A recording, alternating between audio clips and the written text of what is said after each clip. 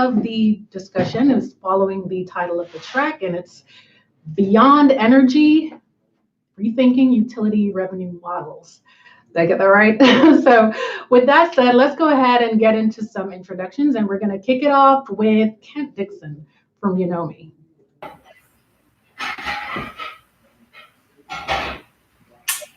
Go ahead, Kent. Hi. Did you have an intro slide? Yes, we're going to pull it up right now. Okay, great. Yeah, thank you. Hi, I'm Kent Dixon. I'm co-founder of Unomi, general manager of the business unit. We're now part of the Allegion family of brands. We came on board with Allegion just at the beginning of the year. But Unomi is a simple smart home integration platform. We make a platform that makes it easy for innovators to build apps and solutions for the smart home that consumers are going to love. Some of those tend to be energy management oriented. Some of them tend to be safety and security oriented. Some of them tend to be aging in place, et cetera, et cetera. It's a horizontal platform that kind of brings all the devices together into one common API for the home. All right, thank you, Kent. And now we will move to Rob. Rob is with American Water Homeowner Services. Take it away, Rob.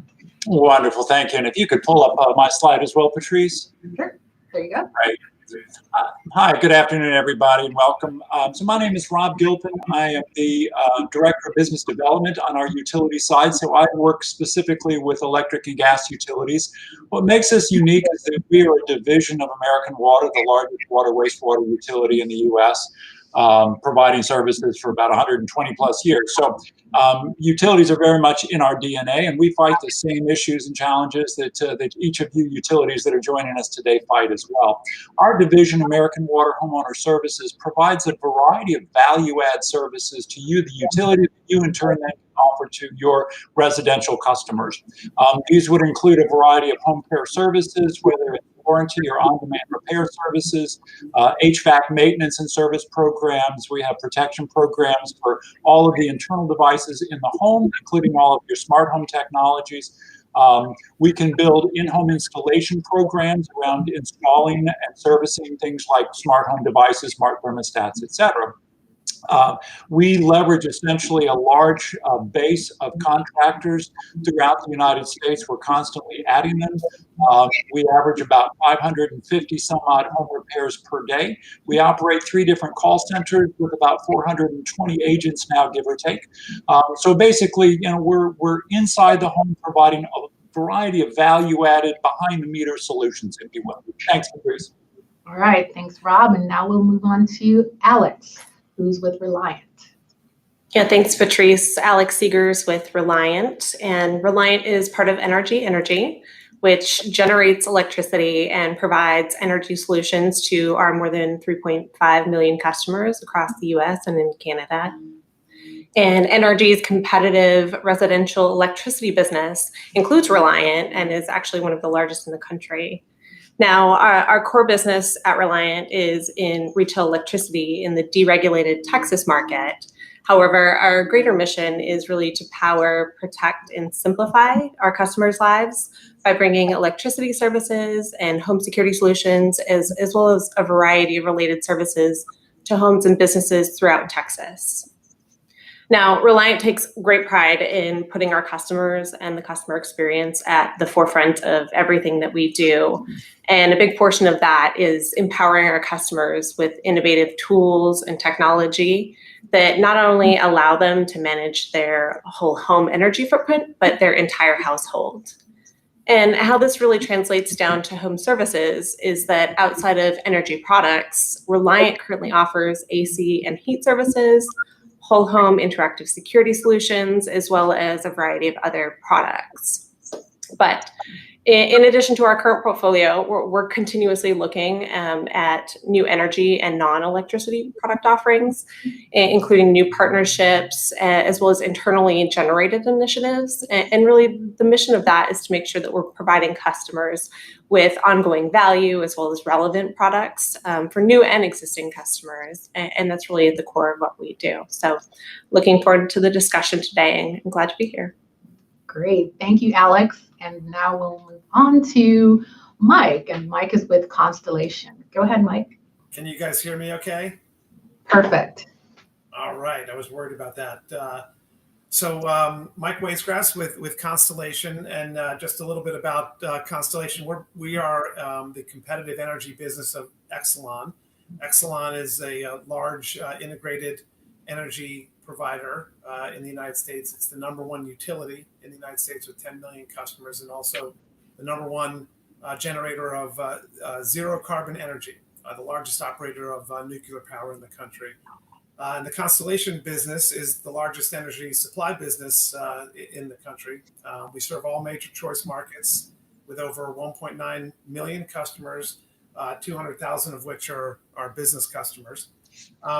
In the mass markets business where I sit, and I manage growth and innovation activities for the mass markets business, we also have a large home services business that's in over 1,000 homes a day. So we get a lot of opportunity to talk to customers, where they live. And we have just recently also launched a connected home product line, which provides, in addition to security and home automation, an integrated energy management platform, that focuses on optimizing comfort, convenience and energy efficiency. So looking forward to talking to everyone today. Thanks for having me. Excellent. Thank you, Mike. Now, before we get into the discussion, I do want to remind you that there is a poll question, and you can find it under that poll tab in that live discussion section of SwapCard. So I do invite you to participate in that poll, as we will be coming to that poll throughout the discussion. So just trying to see how your thoughts sort of jive with what the panelists are saying. All right, so just a reminder there. All right, so the first question that I'm going to go ahead and throw out to the panel is talking about HVAC services. I know, well, some of you might have seen my presentation earlier where I sort of just examining what we're seeing from the consumer point of view where HVAC monitoring services are concerned. We did see where more than half of households say they would be interested in paying for the service, but we know that what they say in a survey is sometimes not quite sync up with what they do in reality. So I want to hear your thoughts on, just what you think that real opportunity is in the near term for HVAC monitoring services being provided or offered by the utility. And Mike, I'd ask you to kick that one off. Yeah, certainly. So, I think HVAC monitoring holds a huge potential, for the industry. Obviously HVAC is the largest, as you pointed out earlier, most people realize it's the largest consumer of energy in their home, and they have, frequent issues with it, in terms of, being able to keep it operating efficiently or preventing breakdowns. So I think smart thermostats are obviously, a key component of the monitoring of those systems. The issue from a business model perspective really is one of scale. While every home has a thermostat, they're not all smart. They're not all, the same thermostats and things like that. So I think to the extent that you can get data, from the thermostat to be able to do that and monitor it, it's helpful. But what we found very useful is access to the smart meter data. So we partner with a company called Grid4C, and we've been able to provide, as part of our energy plans in certain markets, the ability to, monitor the health and efficiency of these systems. And that's proven to be a real crowd pleaser with our customers, quite frankly. They love it. And the important thing, and we'll probably talk about this a little bit more in the panel, but the important thing is not only to have the ability to provide those insights and analytics and those early warning systems, but the ability to also help customers solve the problem. And I think that's, I think Arsham in his insights, talked about the fulfillment side of things. And that's, as important, I think, from a business model perspective as the analytics. So making sure that you're adding value beyond the monitoring will be important for it to be successful. Absolutely. We've all seen those LifeLock commercials where, they say you've got a problem, but we're not going to help you fix it. And people don't generally like that. Right. Did you have some thoughts on that, Rob? Yeah, I do. In that, we look at the problem from a little different perspective in that for us to be able to deploy predictive analytics from a service perspective, to bundle that into an HVAC warranty program, for example, or whether it's on demand or subscriber based, so that we're watching the conditions for you. Those devices can have up to 8 different sensors and can even detect things like a clogged screen, for example. So, the way we envision these devices is to incorporate them into our programs so that we're watching, as you watch, if you care to watch the alarms, we're watching them as well. But it gives us the ability to proactively and preventatively, prevent any kind of, system failure. So, imagine it's sort of like a check engine light, if you will, and that, receiving a call from a service provider such as ourselves saying, Mr. or Mrs. Smith, we're watching your unit. We're seeing some conditions right now that seem to potentially could be troubling. Or if it is in fact troubling, we're going to go ahead and dispatch a truck. Because you do have these programs, under our care. Of course, we're going to take care of this for you at no cost. But I think, the big picture is being able to prevent problems from occurring to begin with. I would not want to put a piece of duct tape over my check engine light or any of the gauges in my car, and not know what's going on. So if that unit is starting to not feel well, we're going to know about it, and then we can react proactively and responsibly and pick up the tab in the process. So we're very excited about the technology as a whole. Yeah, 2 very important points. Be proactive and make sure you're helping them to solve the problem. Any other thoughts on that? All right, I am going to move to the next question, which is, I know I kicked it off with HVAC monitoring, because obviously we're talking a lot about energy, but what other services do you think provide a strong opportunity or a strong bundling opportunity for utilities or any other energy service provider? And Alex, you might want to jump in on this one. Yeah, sure. And I think from a Reliance perspective, we see tremendous value in security services, as well as a number of other ancillary services. So for us, operating in a competitive market where customers have the ability to choose their provider, we wanted to provide additional value beyond keeping the lights on and providing a monthly bill. So we found that the ancillary services like HVAC monitoring and security not only made business sense for us, but made sense in the minds of consumers as well. They could make that connection and would put us in their consideration set for these other types of services. So I think HVAC monitoring, security, there's a number of other services that make sense from an energy provider's perspective. Now, I think something that we quickly adopted in the years since we began offering these products is the regular evaluation and evolution of the product set in order to continue to succeed. And I think that's imperative.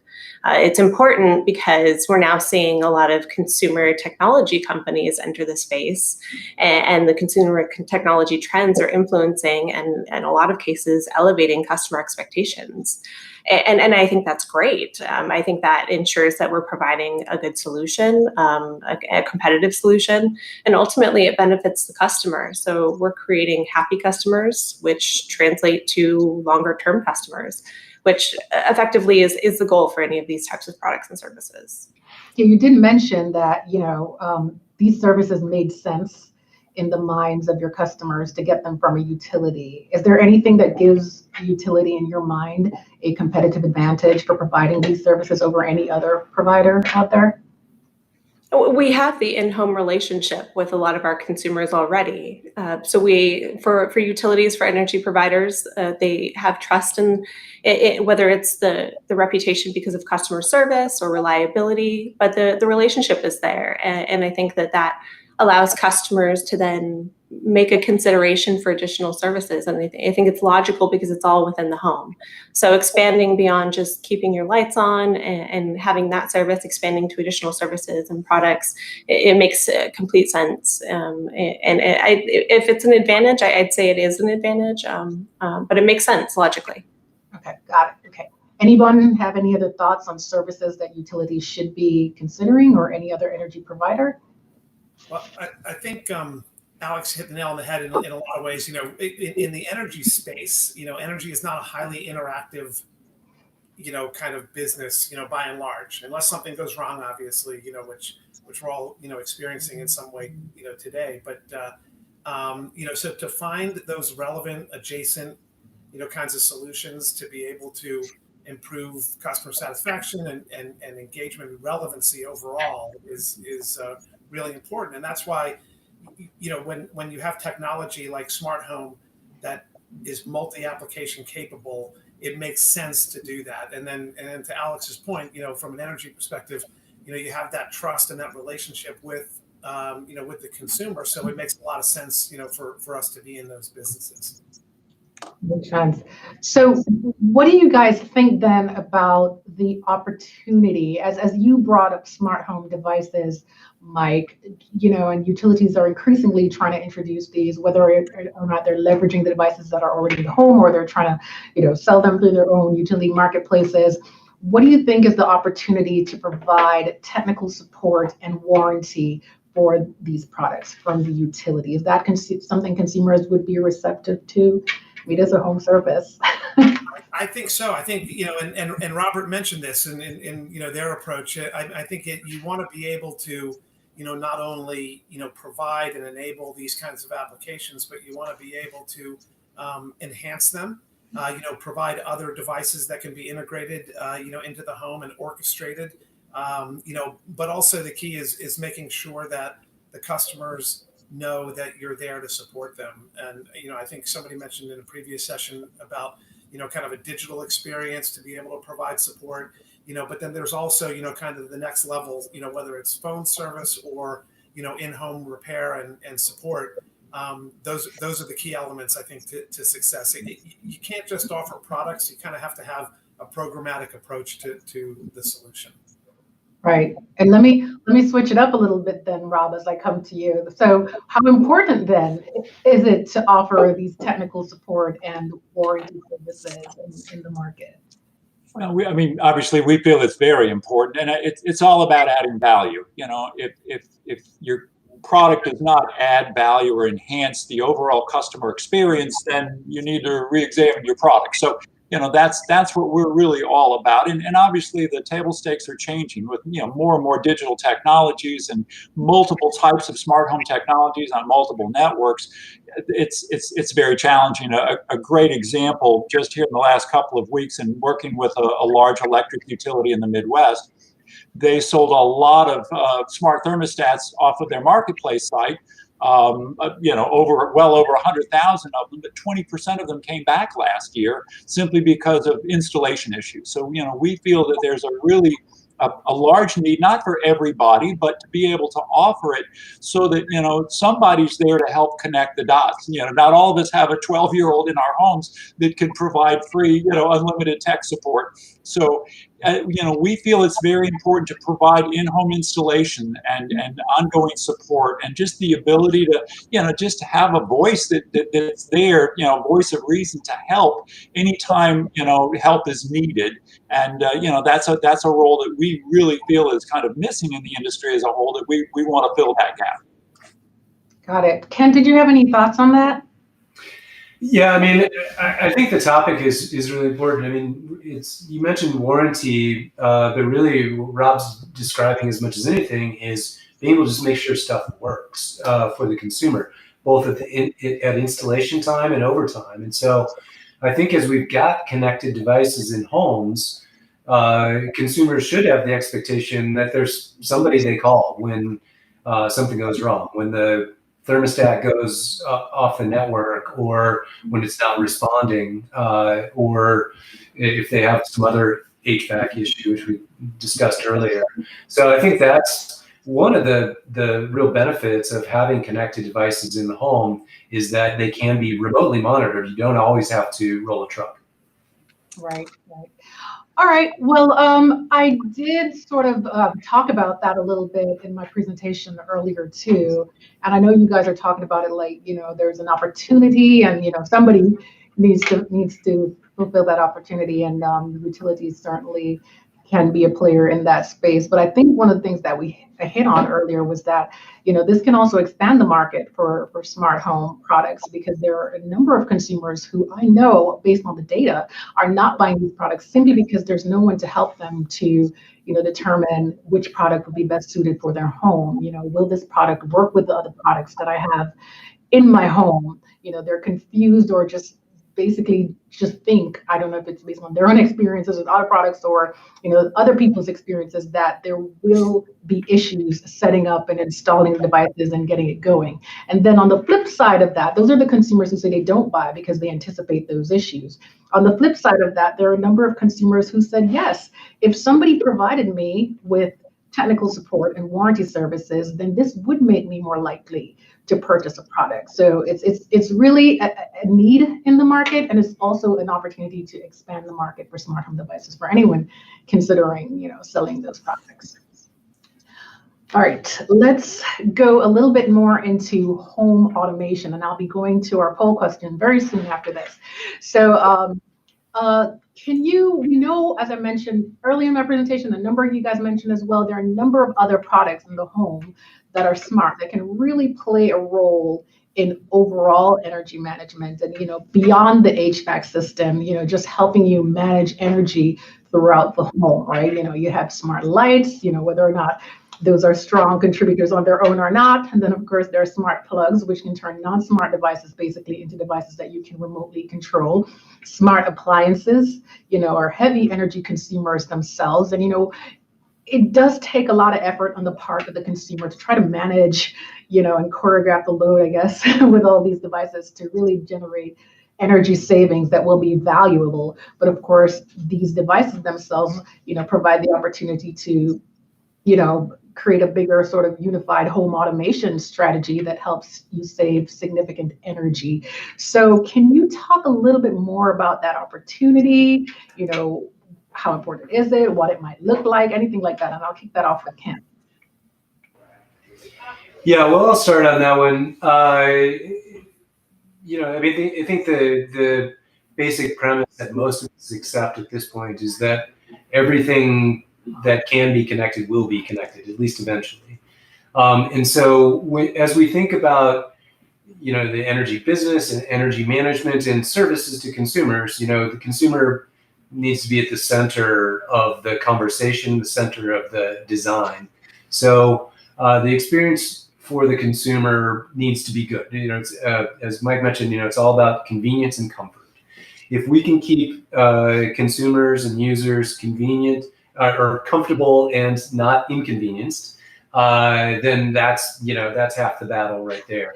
And by being able to do that, then we have the opportunity to maybe more intelligently manage the way that energy is consumed, or the time in which it's consumed, to both help out, sort of the balance of the grid, as well as, obviously the cost to the consumer.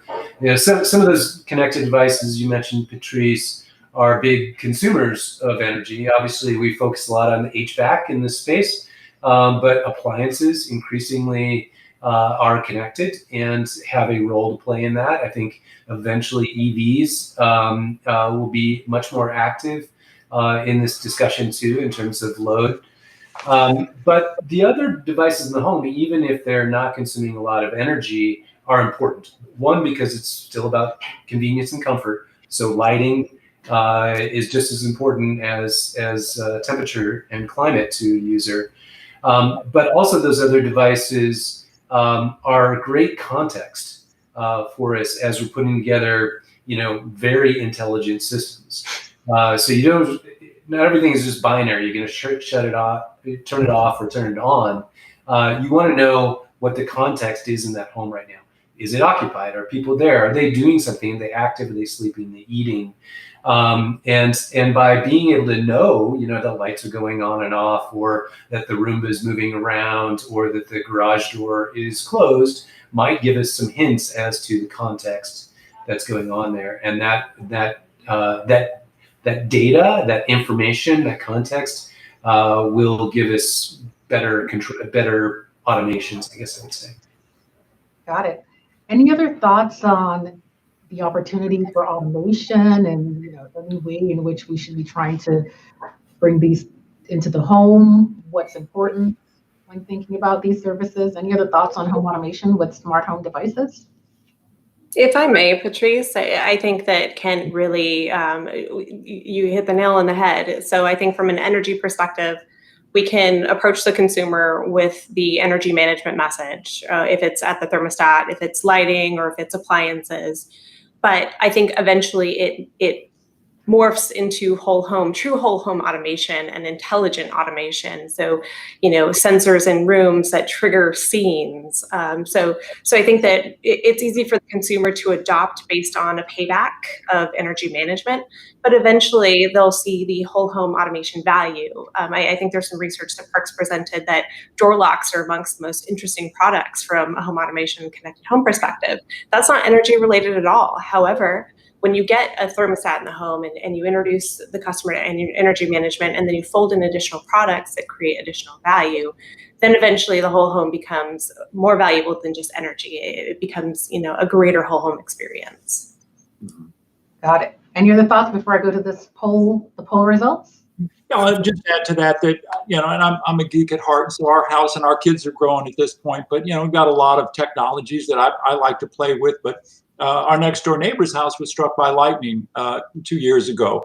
Not our house, but the neighbor's house. And it was remarkable, and I was home at the time, just how many of our low voltage devices and things that did connect, mostly via wires, that were taken out throughout the house. So just, understanding that as you start to build up all of this technology in your home, things like surge protection and, whether it's a virtual program that we offer or a physical device that goes on your meter, especially those that are in, prone areas for a lot of lightning or, tropical storms, hurricanes, etc.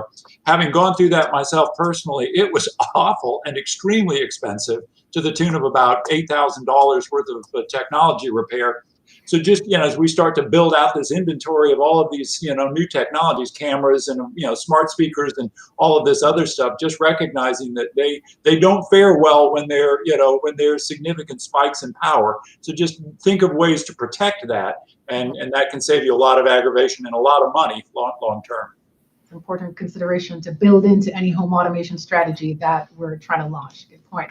All right, let's see then. You all have talked about the opportunity for offering all these services. So let's just see what the audience thinks is the most, or which of the following services provide the strongest bundling opportunity with utility services. That's the question that they were asked.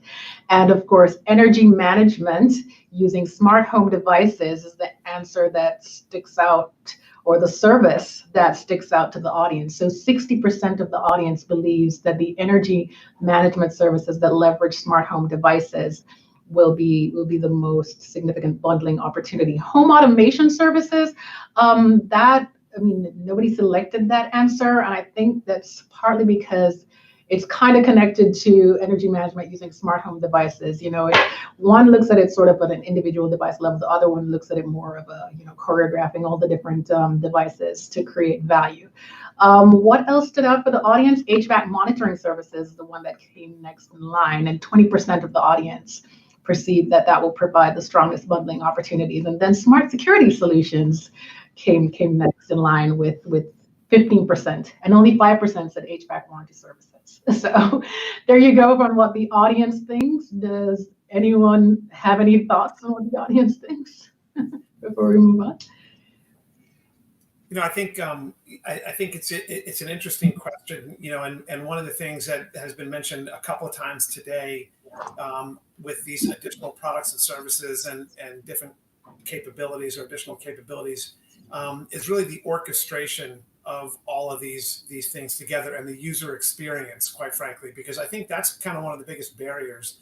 Alex talked about it. Kent's company specializes in this, in terms of kind of the integration of multi-protocol, types of devices. Felicity mentioned it in the talk right before this, and so I think, that to me is the big, opportunity in terms of scaling these kinds of solutions, because some of the other devices like the smart plugs and smart lights, those are good. And it is part of, as Kent said, it's as much a part of the environment as other things, but they don't yield that much in terms of benefit, in terms of energy management benefit as much as the other things. So to integrate them seamlessly into the whole solution, I think, is the key, to driving adoption. But what do you think? What do you think about the fact that only 5% think warranty services will be good bundling opportunities? I know your team thinks differently about that. So what do you think about that 5%? Yeah, I think I would guess that the complexities of integrating an offer like that, can be challenging. But we have a unique business model in the sense that we have technicians that work for our company that we have in multiple markets, that stand behind our warranty. And by bundling this service in an energy rate plan, making it part of the subscription, if you will, for the consumer, it's been very effective for us, and it's been very valuable. And it's not just anecdotal. We see it in terms of kind of our CSAT and NPS scores, and then churn for customers who have those services bundled together versus ones who don't, is different. Yeah. So you I kind of hit on two things that I wanted to touch on. So the first one was the barriers. You did mention that having that really good user experience is going to be important for the success of any of these programs. So one of the questions that I had, because what we're seeing, we're talking about energy management using smart devices being a good opportunity. We're also seeing it in the poll results where 60% of the audience thinks that's the strongest bundling opportunity. But that's not what we're seeing in the market now. Not a lot of utilities have actually started initiatives that leverage these smart home devices to launch or create or build these energy management sources, which our audience and some of you think have such strong potential. So any thoughts on what's holding the market back? You did mention integration, I think, Mike, but any thoughts on what else could be holding the market back? Why haven't more utilities sort of created these programs or launched these initiatives around smart home devices is what I'm trying to get at. And anyone can start. Well, I look at the advent of marketplaces as a whole with utilities. I mean, utilities are pretty conservative by nature and have been for many, many years. Yet you look at the advent of marketplaces and how quickly, literally in about 5 or 6 years, 45%, I think, give or take, of most utilities have adopted some form of a marketplace site. And they're learning a lot in the process in terms of kind of what to do with these. And in many instances, it's just hard to find the marketplace site in a utility's website. So, I mean, just things like placement and promotion. And, they've grown well beyond just that of LED light bulbs and 1 or 2 smart thermostats. There's a lot of competition out there to, where you can buy those sort of things. But I think we're a work in progress. And, it's interesting to watch the deregulated side and how, if all of a sudden every utility on this call, had to fight for their customer on a daily basis, things change. And so it's always been interesting to watch the deregulated side and how quickly they tend to adopt, new, sort of budding technologies, whereas conventional utilities as a whole just don't have that pressure in terms of, their customer base. But I think it's a process, and I think that the process it's now started. It's moving. We talk to utilities every day that are really recognizing more and more of their role in sort of the whole behind the meter movement, and realizing how just the advent of the smart thermostat and how that came from kind of a totally different perspective that wasn't driven by the utilities at all, and now with home batteries or solar, and it's getting to be a competitive market out there. So I think we get it as an industry. It's just going to take a little more time, and we're just going to move slowly. But I think we're starting to really pick up momentum, and it's a work in progress. It'll be interesting to ask that same question a year from now. Great. So there's not enough competition then to drive the utilities to take the necessary steps or invest in these systems. So certainly too, I'm thinking there's a component of technical expertise too, just to be able to create the services that we said will require a little, technical knowledge of how to integrate different products into different systems to create that value that consumers need. I think so. I mean, do you think that might be an issue, just having that level of technical expertise to really build systems that might add value? You think that might be a barrier? And can you talk about any of the barriers that you might see for utilities launching these services?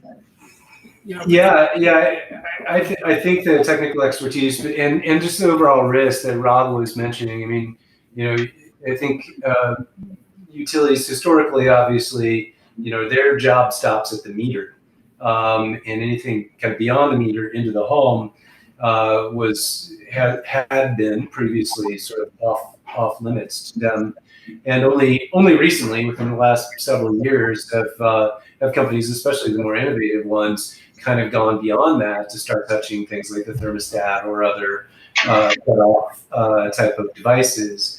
And it's great to see actually the progress that's been made, and that kind of focus on user experience that I think is improving. I didn't really give my background at the beginning of this, but many years ago, I was CTO of a company called Tendril, and many of you know Tendril.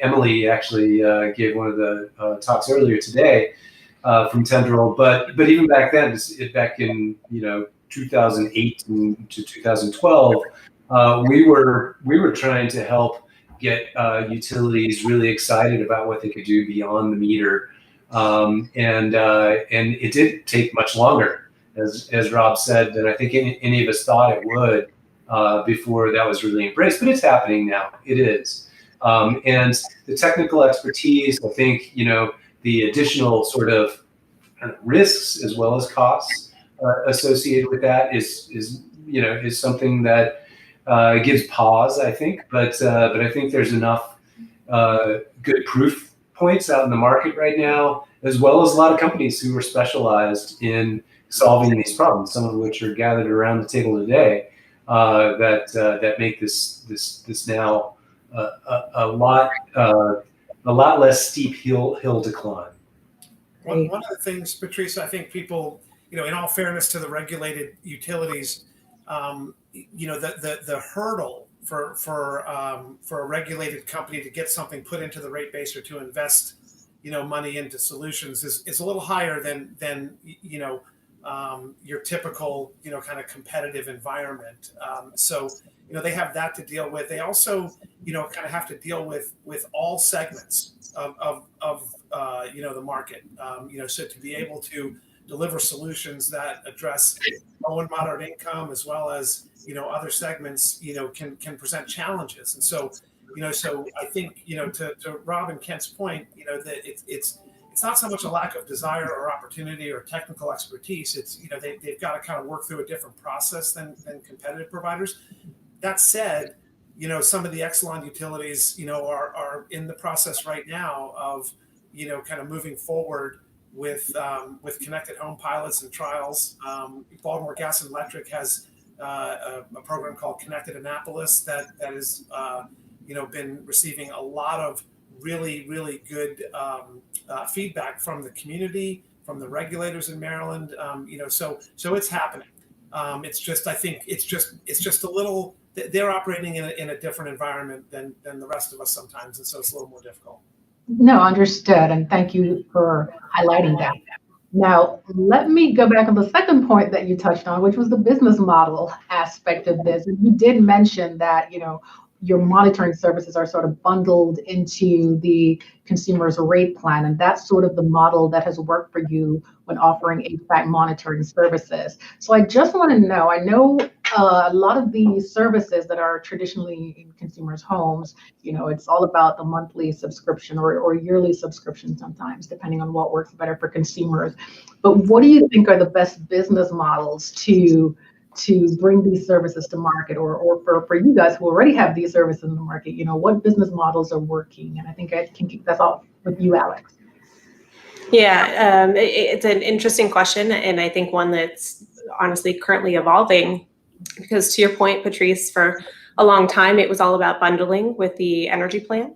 And that often meant a long-term or multi-month contract over either the term of the energy plan or extending beyond that.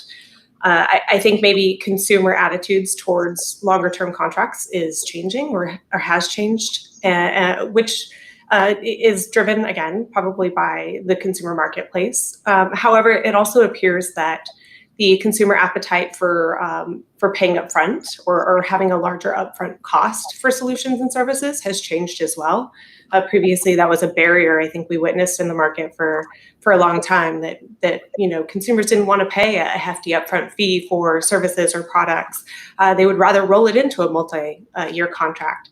I think that is changing a little bit, so it might impact future business models, and almost for a lot of these products and services, it would to some extent be a requirement or a necessity for providers, energy and the like, to evaluate alternative term plans for products and services moving forward. Got it. Now, Rob, I know you have some thoughts on that too, as you bring multiple different products and services to market. So what are the business models that work? Well, so I think, why wouldn't the utility want to be involved in anything and everything that their services touch, within the house? So I think, there is this evolution that's soon to be a revolution, kind of all things beyond the meter. I think three critical aspects for the utility to really understand is their ability to provide I'll call it stickiness, if you will. So regardless of the product or the service, and I did want to point out, there's some real industry leaders right now, like BG&E Home or Dominion's Bright Suite organization, where utilities are creating these deregulated entities, that can operate a lot more swiftly, around the regulators. That is certainly becoming quite a strong movement, and hats off to these folks for doing just that. That's how we got in the industry. We started offering these programs to our own customer base, recognizing the importance to turn them public facing. But from a business model, what I'm thinking of in terms of, Patrice, is the things like the three key points that we found over the last 28 years. Utilities have an incredible power that they can easily tie into. One, and that's just co-branding. Anytime a utility wants to lend its name to a product or a service, provides a significant amount of trust that just immediately takes effect. The ability to add any of these services on bill. So, if you just stop and think about this, during that sort of decision-making process, being able to just say, well, would you like to add this, $4 charge to your utility bill? And if the answer is yes, check the box and bingo. I don't receive a separate bill. I don't have to write a separate check. The convenience of just saying, let's do it. On-bill capabilities add a tremendous amount of value. And then thirdly is leveraging the move call during that start service or transfer service, when most new customers or customers that are moving service have that opportunity to talk to a utility CSR or a third party that can provide those services. Just that live interaction to be able to talk about the programs very quickly during a lot of decision making is going on during that that move process. I'm starting new service or I'm transferring new service. To be able to understand what those services are, ask questions about them, talk to a subject matter expert, and then be able to sign up by just simply saying, okay, that sounds great, I'd like to try it. Those three categories, on bill, the move call, and then co-branding or providing that brand, that element of trust. Regardless of the product or the service, if you really want to increase participation or penetration, those are the three core kind of entities that will really drive that. Our for the 35 plus utilities that we partner with, to get to like 25, 26% participation or penetration, you really have to turn those, kind of look to those three services and the impact and the power that they provide, regardless of the product or the service. Got it. So lots of different approaches and interesting approaches too, but it kind of sounds to me like we're all thinking that, that subscription business model is probably still going to be the best approach when dealing with home services. I was trying to get a sense of, whether or not anyone was thinking there's anything more innovative that, we could be thinking of as consumers talk about subscription fatigue. So I was just wondering if there was anything there, but it sounds like we're all stuck on the subscription or think the subscription is probably going to be the most useful or fitting business model going forward. Make sense? All right. All right. So we're looking now, switching a little bit, and I'm going to go and take some questions from the audience in a second, but I did want to hit on the different markets first before I did that. So I want to look at the opportunity within the multifamily space. I know most of the times we talk about this, there's an inherent, or there's an underlying theme of addressing the single family home, and that's what I get from a lot of the discussions that I have. So is the single family home still the best target for these home services that we're talking about, or is there an opportunity in the multifamily market for these services? And anyone can go with that. Go ahead. Well, let's start. I'm sure we all have some opinion on this, but yes, multifamily is a great opportunity. I think, it is different. You're right, in terms of kind of the value chain, perhaps you'd say, because oftentimes with multifamily, there's a property manager, a property owner, or maybe an HOA, or somebody who contracts at a larger volume, and can not only outfit a whole building, either build time or whenever they're doing updates, to be able to put more smart gear in it, but also, collectively have more residences that can participate in these events. And obviously volume is a big deal when we're talking about energy management on the grid. So it is really interesting, and there's more and more what we see every day. I mean, we're not technically in the energy business, but where we're seeing so much of the innovation where people are building on and around our platform is around the multifamily space right now. We're seeing some really fantastic stuff. So there's more gear going into those buildings, and more services and again, they're largely around comfort and convenience for the consumers, but also around efficiency, if you will. What can the building manager, the building owner, or the residents do to basically reduce costs or increase revenue? Yep. Any other thoughts on the opportunity in the multifamily space? Is it a better opportunity? Any thoughts on that as well? It's big for sure. I think from where I sit, it's just harder. As Ken said, you're dealing with different potential decision makers, in that whole ecosystem. I think Felicity in her talk beforehand, talked about the complexities and that it's a beast, quote unquote beast, and so there's technical challenges, there's channel challenges and things like that. So that's why I think it's a little bit harder. But the size of the prize is huge. The opportunity there is huge, no question about it. All right, thanks for that. Any other thoughts? All right, let's go on over to our audience questions. So the first one is, given the utility revenue theme, can the panelists comment on opt-in rate incentives for EVs and storage discharged according to DER interaction up and back to the DERMS? And anyone who has thoughts on this can go first. No one wants to jump in. Yeah, let's go into let's evaluate some other questions as well. All right, there's another question here. Are we addressing the issue of resiliency for homes in combination with the demand response and load reduction? These questions are kind of adjacent to the home services theme that we were talking about, but if you have thoughts on any one of these, especially if you're in the utility space, and energy management, energy provision, and you have thoughts on this, yeah, please share.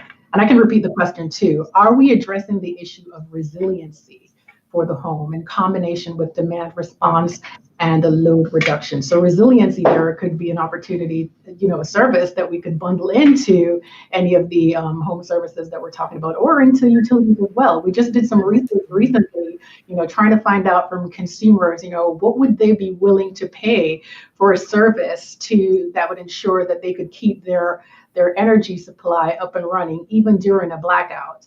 And I can't remember offhand, what the different responses were, but there were a significant percentage of consumers that say, yeah, they would pay a 5% increase on their bill or a 10% difference in their bill, to ensure that they had that level of resiliency, even during a blackout. So that's actually a good, bundling opportunity for traditional energy services, and really a good fit for utilities or anyone offering any kind of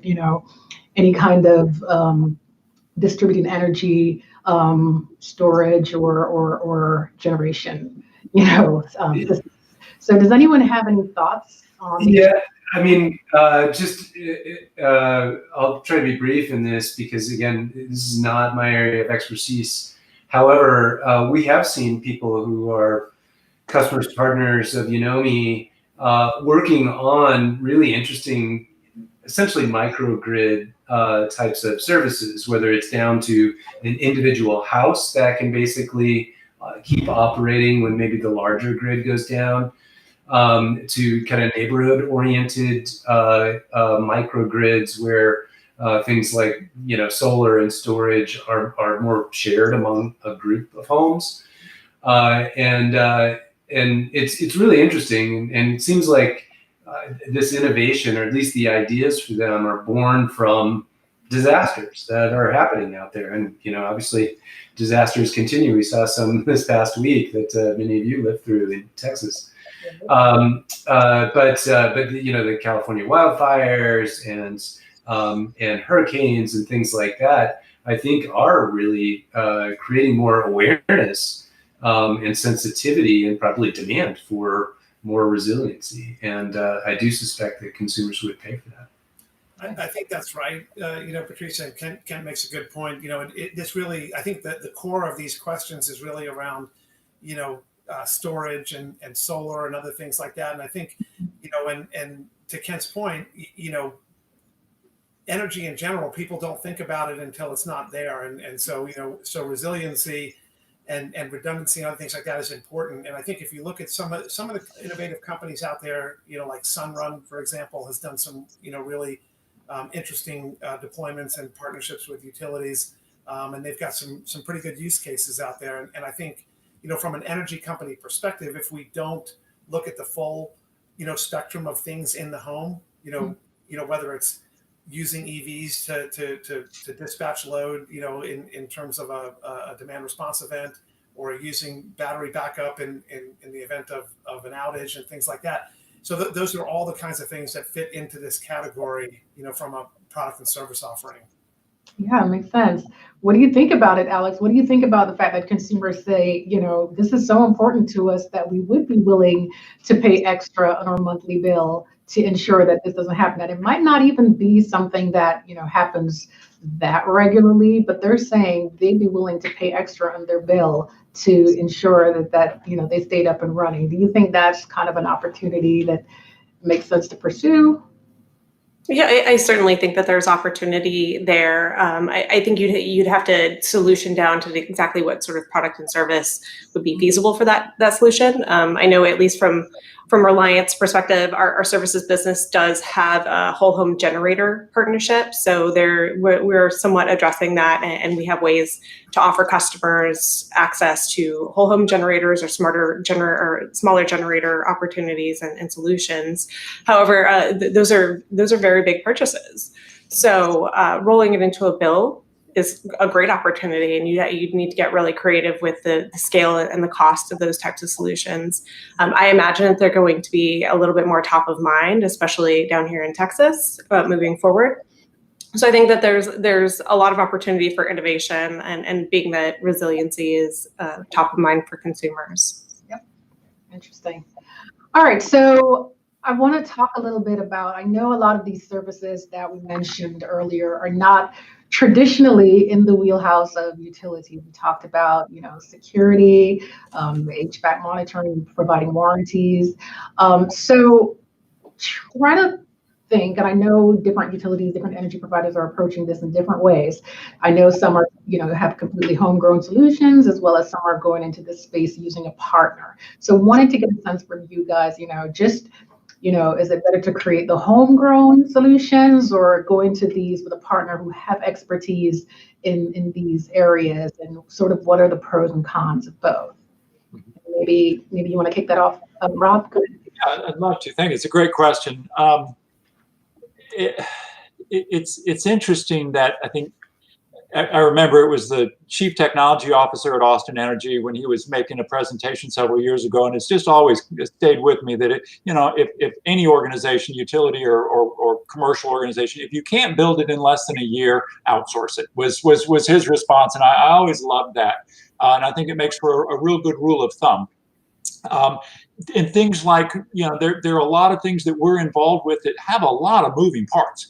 When you're leveraging a large, contractor network or a call center or product offerings, is this really your core competency? So, my suggestion would be to first, look at the industry experts out there, find the best partner for you that really specializes in that, whatever that particular service is.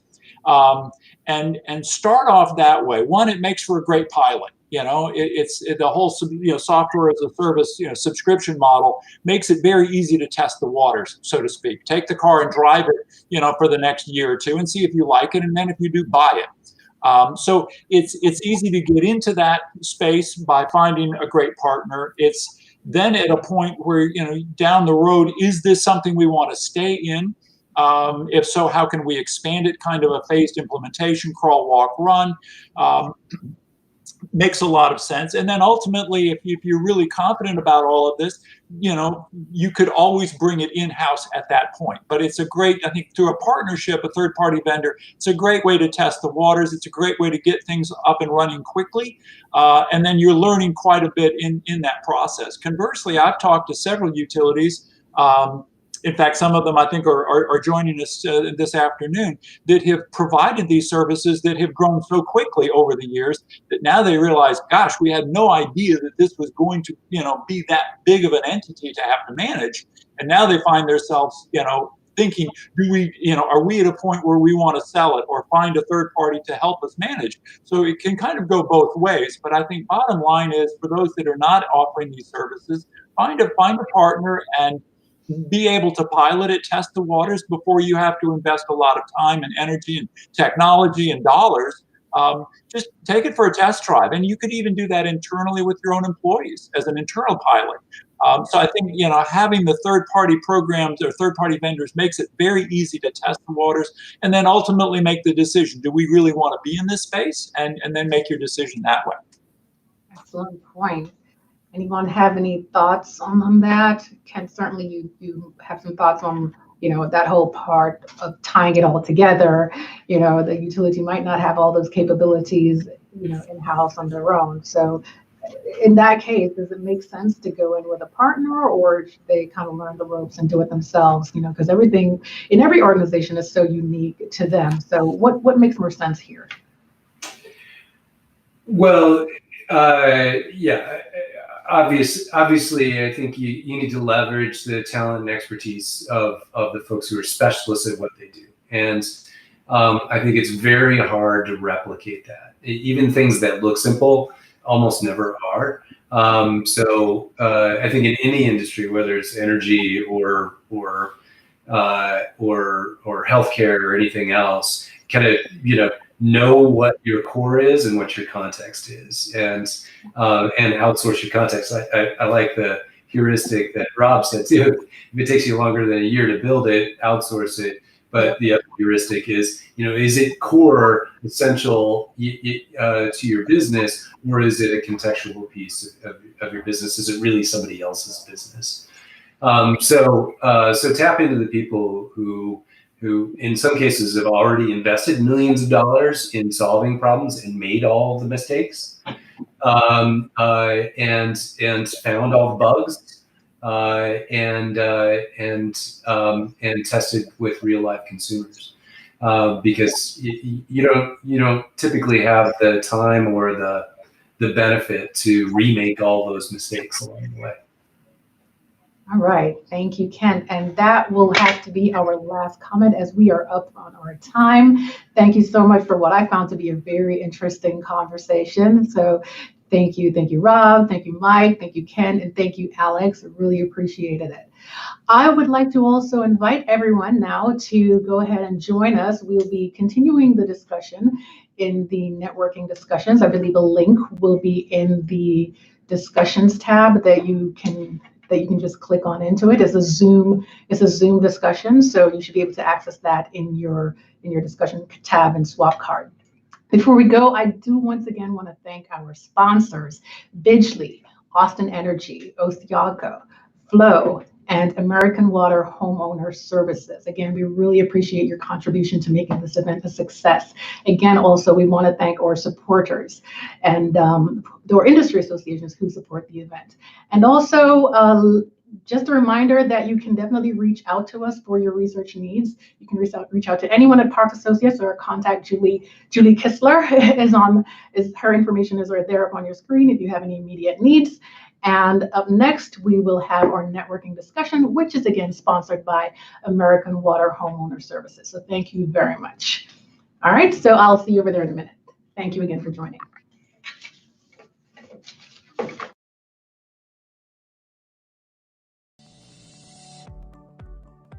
Hello, my name is Elizabeth Capice, and I am a Strategic Account Manager for Parks Associates Executive Conferences and Custom Marketing Services.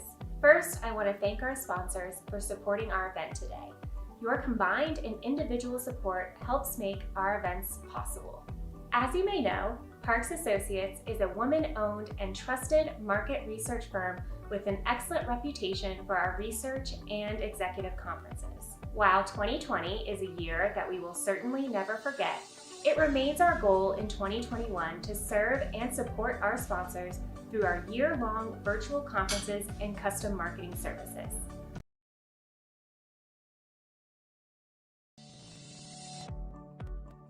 Hello, my name is Elizabeth Capice, and I am a Strategic Account Manager for Parks Associates Executive Conferences and Custom Marketing Services.